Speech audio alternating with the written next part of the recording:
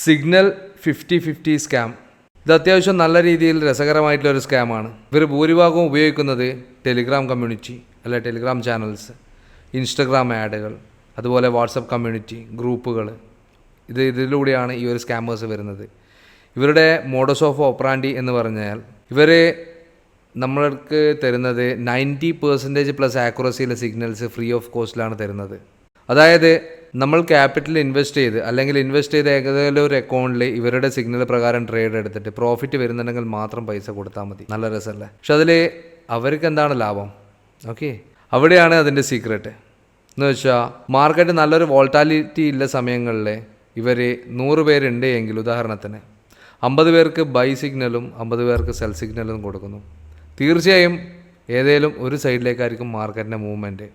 ഉദാഹരണത്തിന് by സൈഡിലേക്കാണ് market move ചെയ്തതെങ്കിൽ ആ 50 പേർക്ക് തീർച്ചയായും പ്രോഫിറ്റ് ആവുകയും ആ 50 പേരുടെ പ്രോഫിറ്റ് ഷെയർ ഇദ്ദേഹത്തിന് കിട്ടുകയും ചെയ്യുന്നു.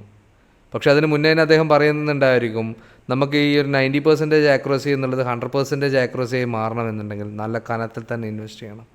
കുറേ സ്ഥലത്ത് നമ്മൾ ആ രീതിയിൽ കണ്ടിട്ടുണ്ടായിരുന്നു.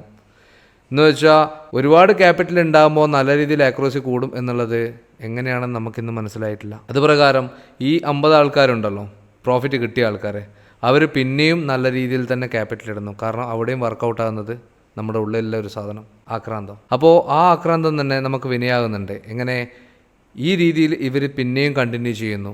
ഈ 50 ആൾക്കാരിൽ നിന്ന് ഒരുപാട് ആൾക്കാരിലേക്ക് ചിലപ്പോൾ ഇതെത്തിയിരിക്കും. ഇന്ന ആൾക്കാർ ഒരു സിഗ്നൽ കൊടുക്കുന്നുണ്ട്, വളരെ നല്ല ആക്യുറസിയാണ്, എനിക്ക് പ്രോഫിറ്റ് ഇത്ര കിട്ടി. അവർക്ക് പിന്നെയും ക്ലയൻസിനെ നമ്മളറിയാതെ നമ്മൾ തന്നെ ആ കെണിയിലേക്ക് വലിച്ചിഴക്കുകയാണ്. ഇതൊരു ചെയിനായി അങ്ങ് തുടരും, നമ്മുടെ കയ്യിൽ നിന്ന് പൈസ മുഴുവൻ പോകുന്നത് വരെ.